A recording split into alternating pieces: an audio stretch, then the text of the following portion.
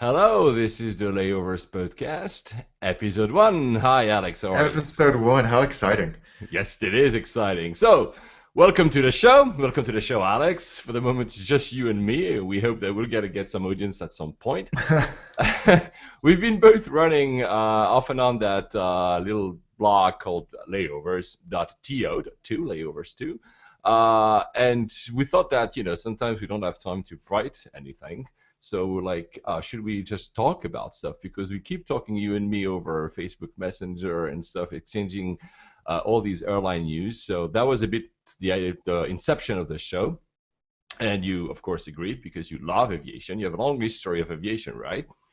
Yeah, I kind of have it in my blood. In fact, I was talking at a travel conference a couple of days ago, and I warned everybody that once you get into travel, that's it, you're done. You cannot escape its clutches.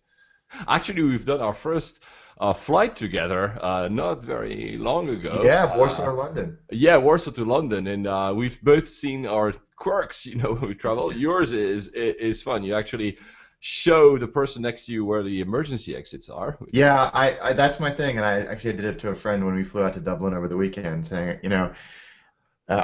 what I'm about to do is going to be extremely embarrassing, but the emergency exits are there, and they're right behind us as well, because if something happens, I don't want to have to step over your body to get off the airplane. Well, so guys, you'll see how the show is run. We have several segments. We're starting with some news of the week. I'm not going to run through all of them now because you'll see how it runs. We're hoping that the show will be around 20-25 minutes. It could be a little bit less, a little bit longer. We're also trialing this right now and the format. So talking about Dublin, since you talked about Dublin, the first piece of news that obviously caught my eye this week is the IAG is apparently will finally buy Aer Lingus. So IAG is a company behind British Airways and Iberia. And apparently, it will buy Aer Lingus. Have you flown Aer Lingus, Alex? Yeah, in fact, I found out about this story while sitting on an Aer Lingus airplane on Sunday morning. So it was kind of appropriate. But yeah, I think it's the fourth bid that they've made, and I guess the Aer Lingus board have finally said, okay, we'll look into taking this further. And apparently, Ryanair is not very happy with that. No, because they've been trying to do the same thing for ages, and I think the main difference is that BA wants them ostensibly for the Heathrow slots. Yeah, there's 23 landing slots in Heathrow that they have. Which are worth their weight in gold. And Ryanair, I think, want them more for another business opportunity as opposed to the slots. They see it as a revenue generator. Yeah, well, so I've never flown Ryanair. I heard good things about them. I've met several key people there in travel conferences as well. We'll see. I mean, I think the government still has a say on it. It could actually block, the Irish government could block the sale out of either competition rules or just simply because it doesn't want to, because I think it has a minority share. So we'll see how it goes. But it looks like we're closing in on this one. Yeah, and it means that Aer Lingus will rejoin oneworld as well. They left in 2007, so that's beneficial, especially since they've got that growing route to North America. North America, correct. Next, we're moving from Europe to the Middle East, because one of the reasons actually basically British Airways is looking into Aer Lingus is also to compete with Middle Eastern airlines, all these Gulf airlines that are eating their market share, and you have a piece of news about that. Yeah, it's interesting. So the A380, which we'll talk about a little bit later, has kind of been going through a rough patch in terms of orders, and it's to the point where its future as a model has been questioned. But at Davos, the Emirates CEO Tim Clark came out and said, if you build a re-engined or NEO or NEO version of the A380 Airbus, we will be up for buying 100 right now, which has got to have sent Emirates and Airbus sort of panicking in a bit. When I think the Airbus were honestly thinking maybe this is the end of the A380. It hasn't. They didn't sell a single A380 in 2014, but then to have this curveball thrown at them, perhaps they're gonna be reconsidering it, because that's an order of about $43 billion into Airbus's pockets. And I think that the reason Emirates are so interested is because just re-engineering it and doing a few aerospace tweaks could significantly improve the efficiency of that airplane, which for those guys could again add substantially to their bottom line. Yeah, I will not comment too much on this because we, as you just mentioned, we're going to have a segment where we're going to talk specifically about the A380. But I think it's, I would just say this: is that without Emirates, I don't think the A380 program would survive much longer. Well, and actually, to that, I don't think that Emirates would be able to do their model without the A380. So it's kind of this very symbiotic relationship, and it's going to be very interesting to see how it pans out. Yeah, and in a piece of news is a bit more. On the light side, although it's a bankruptcy, is the bankruptcy of SkyMall. Do you know SkyMall, Alex? Obviously. Yes, I do. SkyMall was sadly this bizarre catalog that was in the back of seats on most American airlines that had hundreds, if not thousands, of products that nobody would ever buy, but were hilarious. Yeah, hilarious. Yeah. I mean, before we had, before we had our electronic devices to do something on taxiing and takeoff and landing, most of the times when we were in a U.S. airline, obviously we would actually read through that and just browse quickly through it. And it was fun because, like you said, it was the most stupid and hilarious objects. It was this, I always remember this kind of alien that you could put a glass of whiskey on it and that would just look so great in your living room. Or there was this huge statue of some Egyptian, pharaoh god or something. I mean, these kind of things that you think, why would I even think about buying this in a normal life, but even less so in a plane? But it was a pretty big business actually. They say that the one single page was worth like more than 100K in terms of US dollars. It was a pretty big business. Do you think they suffered because of the electronic devices? My initial feeling was yes, but then there was an article that Dan Lyons wrote on Valleywag, the Silicon Valley tabloid, that dug into the ownership structure a little bit of SkyMall and uncovered some pretty interesting stuff about how SkyMall were a $130 million a year company and they merged with the $9 million a year company, but the $9 million company got 60% of the new business, and it gets weirder and weirder and weirder, like a great kind of business fiction book. So I'm not sure what happened. I think we're going to be hearing about this story for a few months to come. Yeah. Plus, there was this other article, I don't have it in front of me, that said that actually airlines will save fuel just by removing the weight. Yeah. Yeah, the weight of this stuff. Anyway, yeah, still talking about American Airlines, but this time the company. There was this comment that we both picked up on that was quite distressing, right? Yeah, and I kind of feel bad for Doug Parker, the CEO of the newly merged American Airlines, because he was quoted as saying, "We're not asking our customers to be happy with anything," and I think it was out of context, of course. And you could see his face kind of crumple as soon as he said it because he knew it was going to be taken out of context. But I think it does reveal an underlying internal philosophy at American Airlines of we can paper over poor customer experience by investing in physical product, which is what he went on to say, that they're investing $2 billion in in-flight product and lounges and airport experience. But what this article and basically everybody else who's reacted to this article has said is, yeah, but the experience of on American Airlines and with U.S. Airways prior to the merge was so substandard that you could invest double that in the physical product and you still would not be a good airline. So I'm sure he wishes he could take those words back, but I still think he's a little bit delusional about the size of the task he has in front of him. Yeah, you're probably right. I mean, of course, the PR department was very quickly pointing out that it was obviously taken out of context. But, I mean, it's tongue-in-cheek. By the way, for those who are listening to us, we're not here to actually bash airlines. I mean, there's a lot of things that you can criticize about airlines, and we have our share of criticism that we will sometimes give. But do not expect us to bash airlines all the time here, because that's not the point of this show, right? Yeah, no, it's too easy. I think it's, with American Airlines it was a difficult one. The legitimate criticism came kind of tangentially to his comment, which is, with oil so low, the question to Doug Parker was, with oil so low, why aren't your fares dropping? And that's where this classic line came out. But it was a good question by the analyst, and I'm sure he wishes he could redo his answer. Yeah, talking about bashing an airline, I know there's some irony in the next piece of news I'm going to share about. It's again Malaysia Air. So the poor Malaysian Air have been having quite a bad 12 to 18 months with planes have disappeared and crashed and etc. And the latest thing that happened was that their old website was hacked.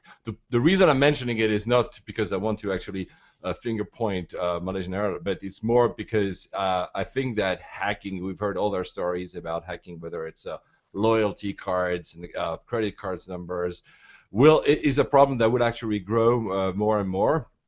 And the reason I wanted to point that out is because that allows me to introduce as well at the next segment of the show.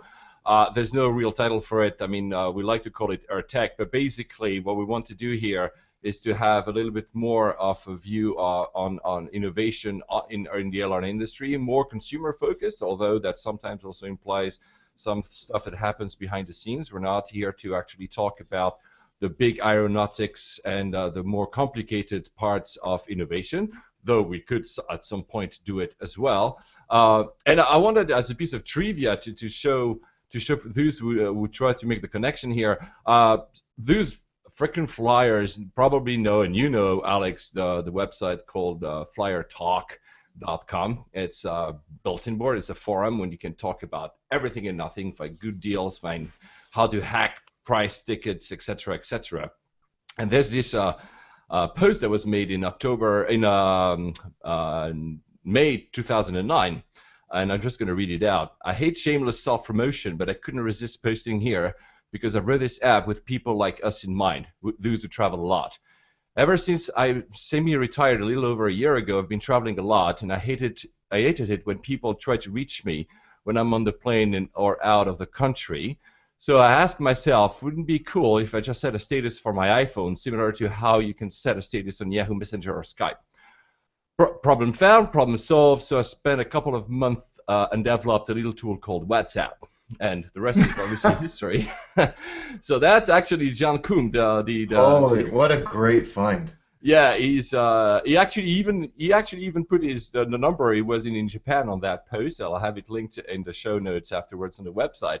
But I mean, it's pretty cool to find that the reason is that AIRTECH is not only about talking about technologies that are clearly catered to air travelers, but to see that a lot of the stuff that we're seeing, including WhatsApp, which obviously now has become this huge messaging app, as roots into someone who just like fly and try to just solve a problem. By the way, if you just look at his profile, it doesn't post much, but you can see that he still to this day looks for deals, how to redeem his miles, etc., etc. And so that's pretty cool, actually. I like that trivia. Wow, that is cool. Yeah, and FlyerTalk is just an extraordinary collection of people as well. I mean, if you want to nerd out over frequent flyer stuff, but also get some extraordinarily good advice on redemption, accrual, tier points, etc., you will not find a better resource for that type of thing. It's well worth getting involved in those discussions. Yeah. And there's a post from him on the same thread on 2013, September.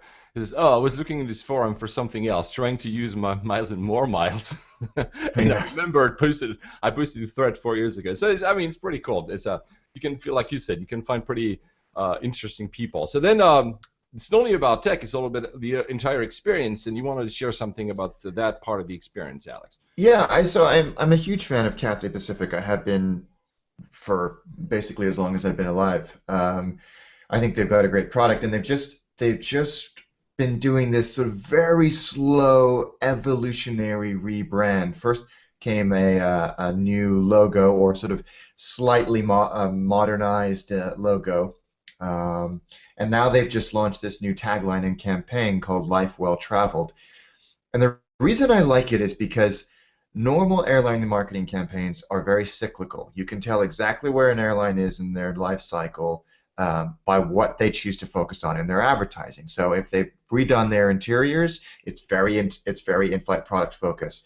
If they can't compete on that, then it's route and frequency reach. And if they can't compete on that, then it's price. So you could very quickly ascertain where they are in their thinking. But Cathay's been a lot more subtle with this new campaign. It's very, very Apple.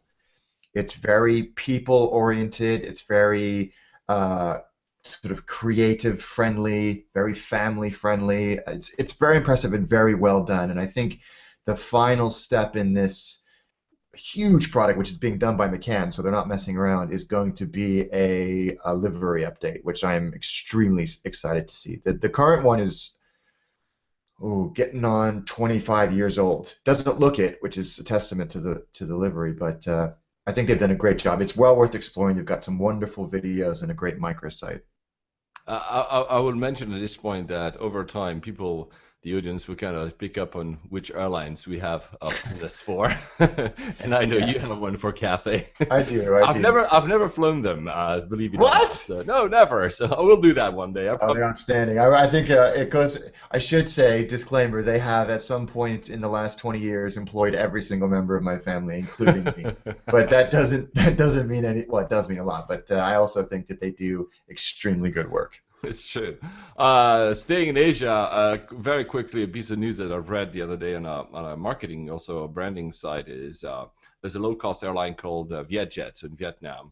And interestingly, they've just struck a consulting deal with Google. And I find it very interesting because, so we know that Google bought ITA, so they actually they're not really pushing this far yet. I mean, you can go on google.com/flight and have a very, very decent, even more than decent booking website. I mean, to find ticket pricing. But the fact that they're actually having struck a consulting deal is interesting because it will actually not only help these low-cost airlines with digital solutions, but also kind of understand the consumer behavior, how they behave on mobile, what kind of solutions they should find on mobile apps, etc. So I find this is very interesting because it shows that there's a blurring of the lines in the industry between a lot of the actors, and Google is a new one in that. It makes total sense as well. I mean, who would, as you say, with the acquisition of ITA, which is a big travel infrastructure company, it makes total sense. And Google are good at exposing you to the intricacies of their product at a corporate level, bringing you in. I remember in past lives going in to meet with them and learning a whole lot about the products and how to use them. But this, as you say, I haven't heard anybody shout very loudly about engaging in a consulting agreement with Google. So I'll be interested to see if other people pick up on this and take similar engagements with them. Yeah. So yeah, no, so again, with the branding and delivery stuff, which is always going to be my jam. A rebranding and a reliverying for an airline is quite a momentous thing because they don't happen very often, and when they do, it's usually in stark contrast to what was there before. And Eurowings, who are a Lufthansa subsidiary, have launched a new livery, and it's nice, it's fresh. The aim of it was to bring it in line with Germanwings, who are another Lufthansa subsidiary. And as the folks over at Designair, the wonderful travel blog, point out, it's a nod in the same direction, but there are so many inconsistencies between the two that it looks like it could actually just be coincidental.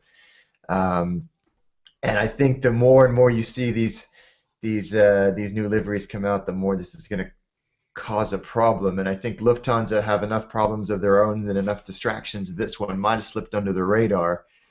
And frankly, I'm not 100% sure they know exactly what they're doing with Germanwings and Eurowings, and if the consumer knows what the difference is between the product offerings. So it'll be interesting to see how this one plays out as well. But as a pure design play, I like it. I'd be interested to hear what you guys think as well.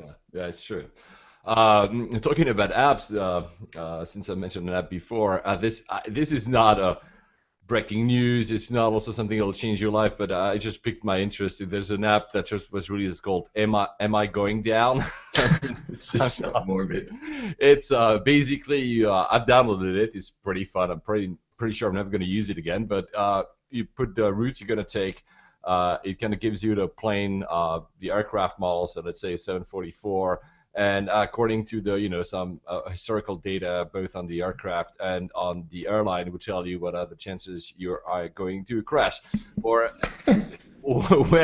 when in this the most likelihood of the next crash happening. It got yesterday when I tried it, I got like more than 6,000 years. So I think I'm pretty sure. Anyway, it's just probabilities.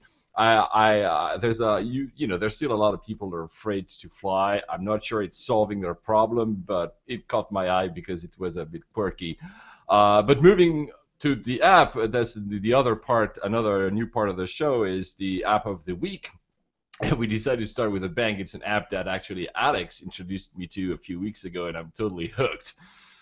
This app it's not new, but it is utterly addictive if you even have the slightest inkling of aviation geekery. It's called PlaneFinder. You can get it on planefinder.net. It's a mobile and desktop and web app, and I'm sure that you've all seen those apps that show you all the planes that are flying around you. This is one of those, but it has several layers that make it so unique and so compelling. The first being that a lot of the data is crowdsourced, so the coverage is just phenomenal. But the couple of things I like are you can tap in an airplane and it will give you some basic information about carrier and flight number and route. But then you can get into some really, really detailed information like speed and altitude and airports, and then where it's coming from, where it's coming to, how old the airplane is, when its first flight was, what its home airport is. The history. I love the history part. So you know that this plane used to belong to this or that airline before, and that's actually fascinating. It is fascinating, and I think when it was delivered, when its first flight was, and you can actually replay parts of a day going back a week, so you can go, that plane that flew over was so weird, I wonder what it was. I know it was about 4 o'clock on Thursday afternoon. You can go back and replay all of the air traffic, which is staggering. But one of my favorite parts is they have an augmented reality feature where you look at a plane flying 4,000 feet to 40,000 feet above you. You point your phone at the plane, and there's all the information about the plane. It is so much fun. I love this app. I think these guys did such a phenomenal job, and I encourage you all to go and grab it right now. Yeah, I used to play a lot with a Flight Radar 24. They also have an app, and it's very similar. But I find, especially on iPhone, both Alex and I are iPhone users, that PlaneFinder is better designed, as more information as well. I actually like the filtering, the way it's done. It also exists on Flight Radar 24, and I'm actually tracking the A350. There's basically one single A350 flying from Qatar Airways.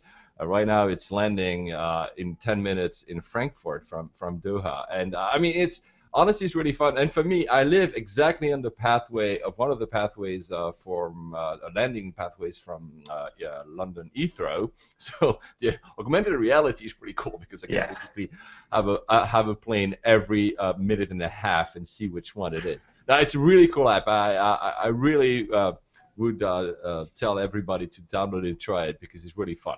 Yeah, it's a great app. Definitely recommended it.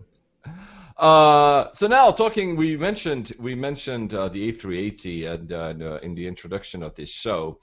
This is the topic we wanted to talk a little bit more about today. So the A380, we just said that Emirates has a huge order of A380. They received their 50th one a few months ago. They're on track to have more than 100.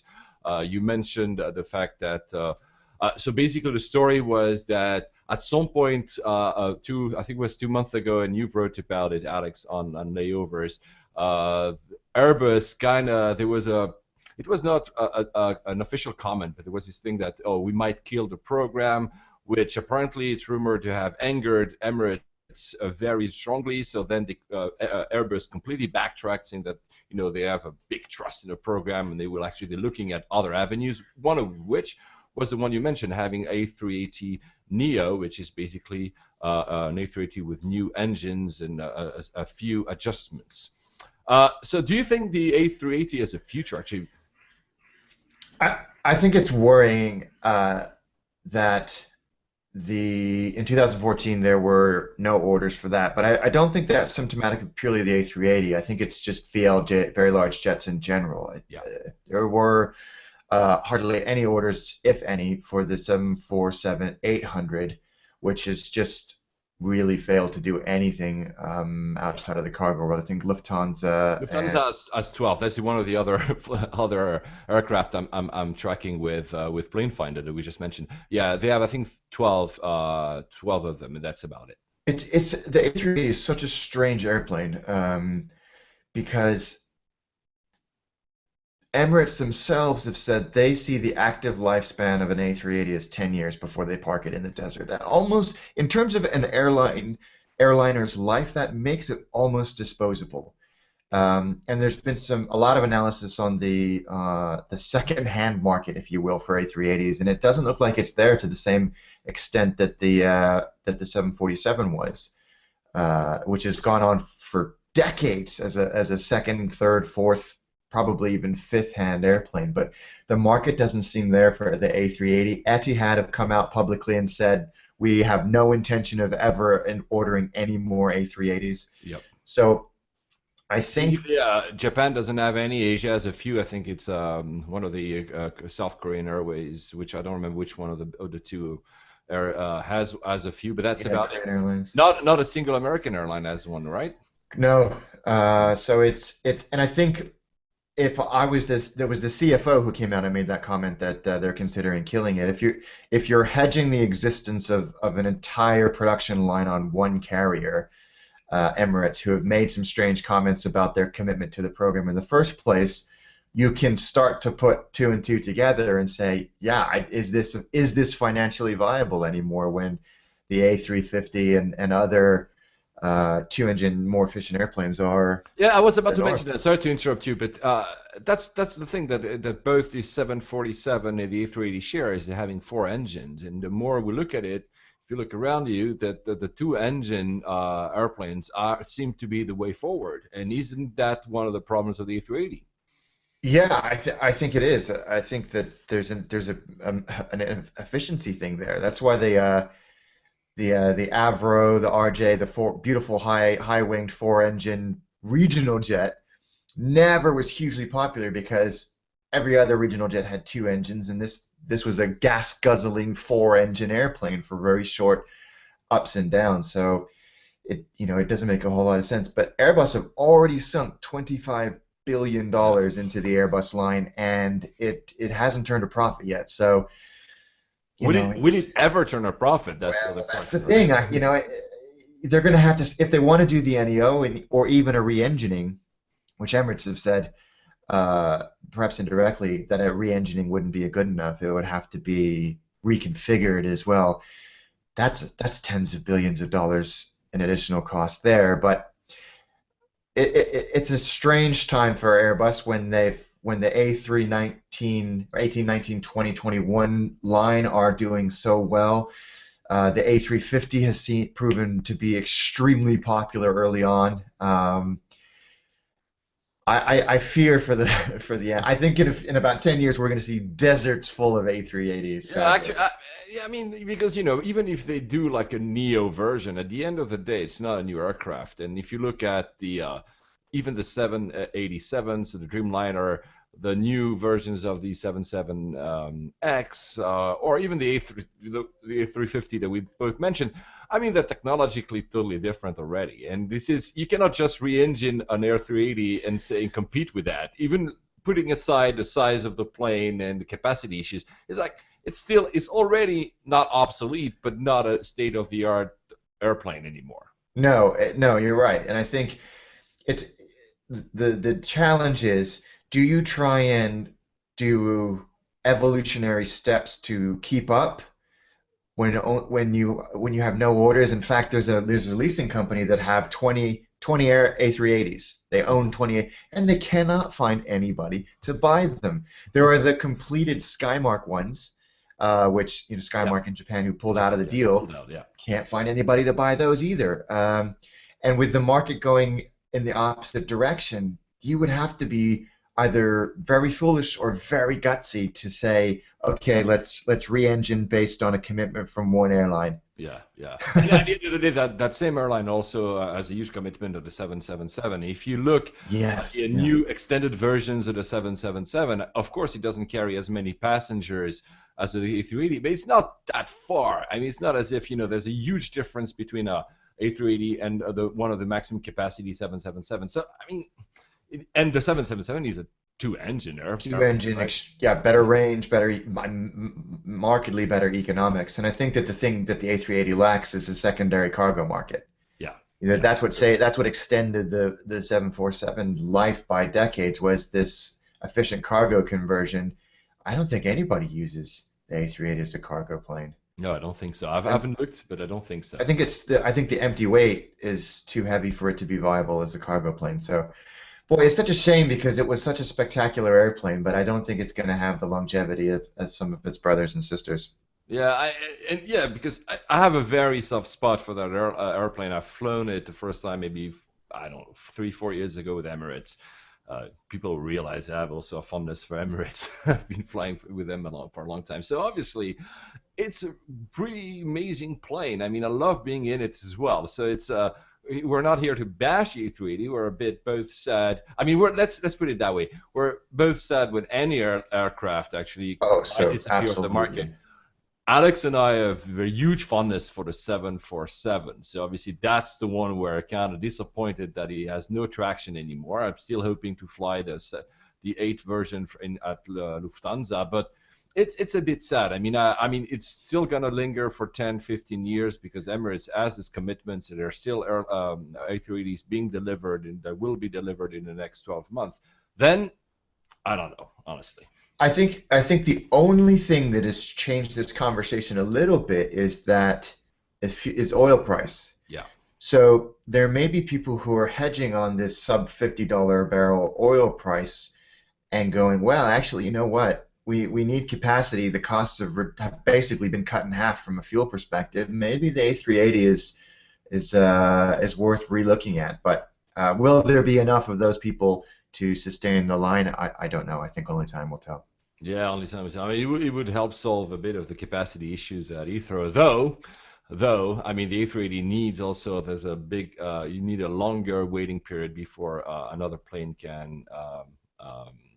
Land or take off because of the turbulences. So I'm not even sure that's actually the answer. But again, I would hope that it stays alive because it's a bizarre looking plane. Let's be honest. It takes time to get. It's not an attractive plane in the classical sense of the word. Yeah, but it's actually pretty amazing, and it's so smooth inside. Yes, and quiet. Quiet. Yeah, I remember this story when I was flying with Emirates actually, and some of the crew were telling me, the attendants were telling me it was a 12-hour flight or something. The attendants were telling me that they had to be very careful when they were talking in the supposed nighttime in the galleys, because usually in any plane, if you have anyone talking, even like 5 seats in front of you, you cannot hear him or her. But in that plane, if someone in the galley is having a conversation, a normal tone of voice, you might actually hear them in the cabin, which they had to be careful. Even closing all the equipment, they had to do it very slowly during the night because you didn't want to bother anyone. Amazing. Amazing plane. Talking about, since we moving on, unless you had anything else you wanted to add about the A380? No, I think it's going to be an interesting story to follow throughout the life of this podcast. Yeah, exactly. Yeah, well, I'm looking forward to it. The next segment is a bit of the question of the week or trivia of the week. At some point, we would like to have a member of the audience actually asking us a question, and we try to answer it every week. But of course, since it's the first episode, we ask ourselves a first question. The question is, who's actually the biggest? What is the biggest airport in the world? So there's many definitions of what is the biggest airport in the world. Is it the number of passengers? Is it the number of the size of the airport? Is it the number of runways?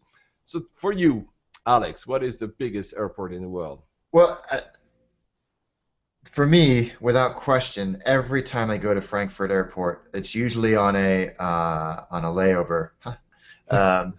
And so I'm on an RJ or I'm on a E170 or something like that, and so you're parked out, basically in downtown Frankfurt, and they stick you on a bus to go to the terminal, and it seems to take forever to either to get on the bus or to taxi out to the active, and I thought this is the biggest airport I've ever been to, maybe Charles de Gaulle in Paris with some of their taxi times.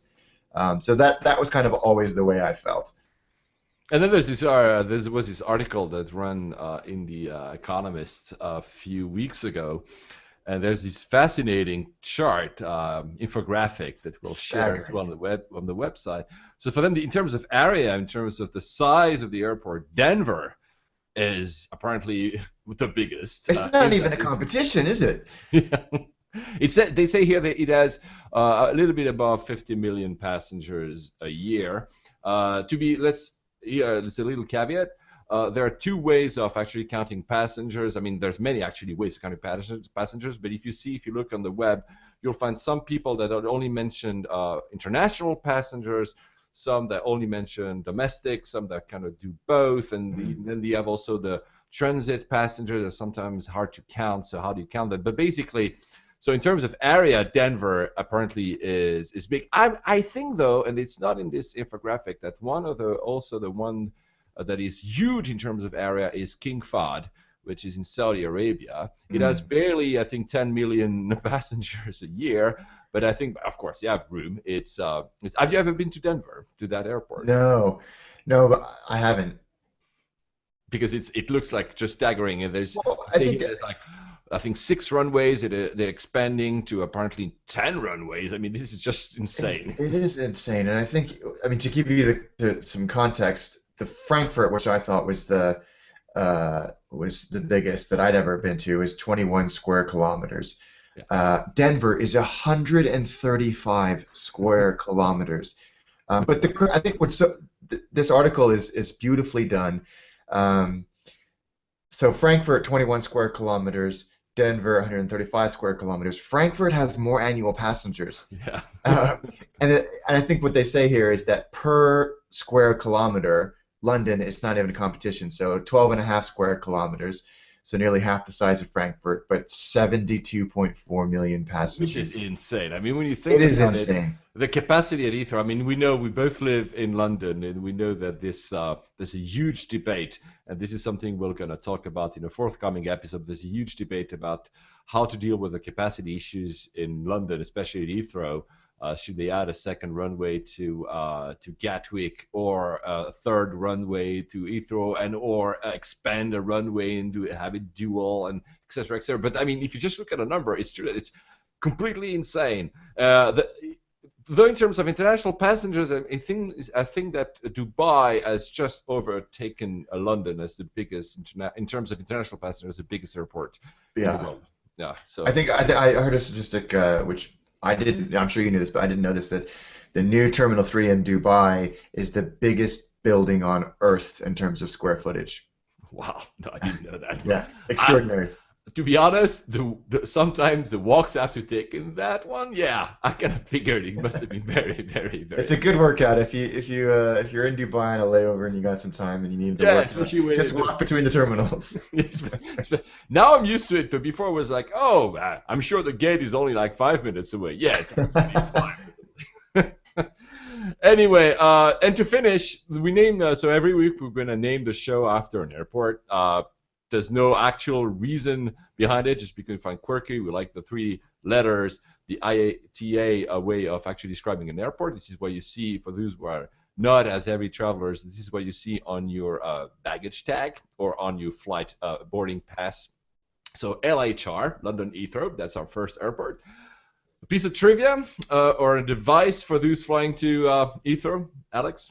Yeah, so I think we both go to Heathrow a lot more than we would want to, but the tip that I always give people who are traveling to or from Heathrow is you will often be recommended to take the Heathrow Express train service, and I would recommend that you do not take the Heathrow Express. I agree. You take its cousin, the Heathrow Connect.